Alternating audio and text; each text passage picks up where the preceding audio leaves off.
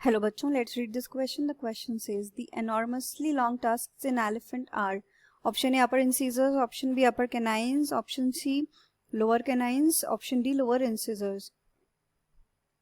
तो इस क्वेश्चन में हमसे ये पूछा है कि जो एलिफेंट होता है, जो हाथी होता है, उसके जो बाहर निकले हुए वाइट टीथ होते हैं, लॉन्ग जो दिखने वाले दांत होते हैं, लंबे वाले दांत होते हैं जो बाहर की तरफ, वो कौन से वाले होते हैं।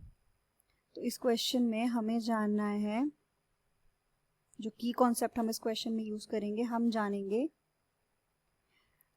लॉन्ग टस्क कौन से टीथ से बने होते हैं। तो we will know about teeth from विच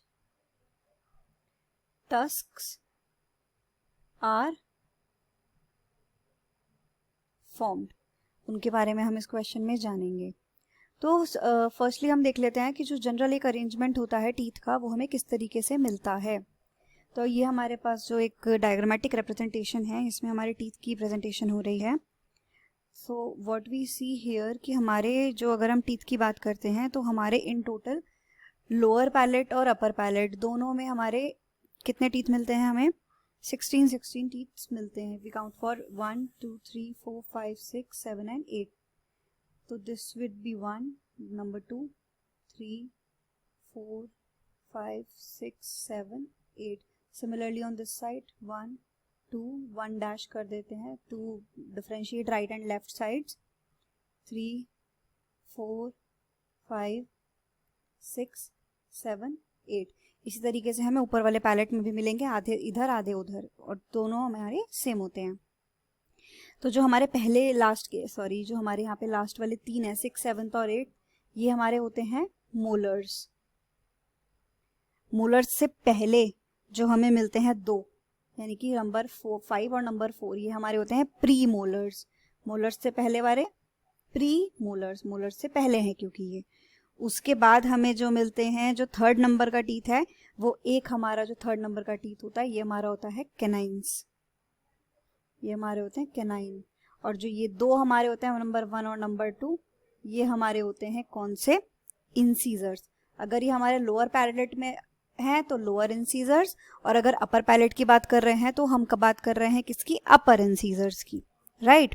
तो ये हमारे टीथ्स का अरेंजमेंट होता है। इसी तरीके से यहाँ पर भी 1 और 2 जो है ये इंसीजर्स, नंबर 3 कैनाइन, 4 और 5 हमारे को मिलेगा प्री मोलर्स, 6, 7, 8 हमारे कौन से होंगे, मोलर्स, राइट। तो ये हमने एक जनरल अरेंजमेंट ऑफ टीथ देखा, जो हमें यहाँ पे टीथ्स मिलते हैं, हमें कितने टाइप्स के मिलते हैं, राइट। तो ये हमारा क्या हो गया था, यहाँ पे इंसीजर्स था, इंसीजर्स, राइट। तो व्हाट वी सी, अगर हम टस्क्स की बात करते हैं तो टस्क क्या होता है। So the tusks are elongated continuously growing front teeth, लंबे होते हैं इसीलिए elongated, continuously growing होते हैं, ये लगातार ग्रो करते हैं, continuously growing front teeth, क्योंकि हमारे को आगे की तरफ मिलते हैं, front teeth होते हैं ये। यूजुअली तो ये पेयर्स में होते हैं, बट देयर आर कंडीशंस जहाँ पे ये प्रोट्रूड नहीं करते, जैसे कि हमारे मैमल्स में होता है, सर्टेन मैमल्स में जहाँ ये प्रोट्रूजन नहीं करते। एलिफेंट्स में जैसे हमने देखा कि ये प्रोट्रूड करके मुंह से बाहर तक आ जाते हैं, इसीलिए टस्क्स बन गए, लेकिन बहुत सारे मैमल्स ऐसे हैं जिनमें ये हमें नहीं मिलते हैं। तो अगर हम इनकी बात करें तो ये क्या होते हैं, ये होते हैं हमारे मॉडिफाइड फॉर्म्स। किसके, ये टस्क एक्चुअली होते क्या हैं, they are actually upper incisors। ऊपर से अगर हम टस्क्स की बात करें तो वो कुछ सर्टेनली इस तरीके से हमें मिलते हैं, टस्क्स आर लाइक दिस, या दीज आर व्हाट टस्क्स।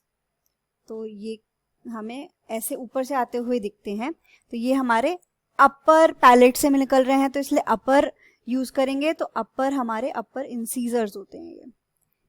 ये एक्चुअली में अपर इंसीजर्स की ग्रोथ होती है। अपर इंसाइजर्स जो होते हैं, अपर इंसीजर्स जो होते हैं, वो एलिफेंट्स के केसेस में बहुत ज़्यादा इलोंगेट कर जाते हैं। ये एक मॉडिफाइड फॉर्म है, ये एक एंसेस्ट्रल उन्होंने अपने में अडेप्ट किया है उनके अपने एंसेस्टर्स से। तो वो अपर इंसाइजर्स जो हैं ये मॉडिफाइड होते हैं और इलोंगेट हो जाते हैं किसमें, एलिफेंट्स में। क्वेश्चन में हमसे पूछा यही था कि जो लॉन्ग टस्क्स होते हैं, ये वाले जो टीथ हैं इंसाइजर्स, ये बड़े हो जाते हैं अपर पैलेट के, तो इसलिए अपर इंसीजर्स। तो यहाँ पर अगर हम आंसर की बात करें तो ऑप्शंस देखें, अपर इंसीजर्स, यहाँ पर हमारा ये ऑप्शन करेक्ट आ रहा है।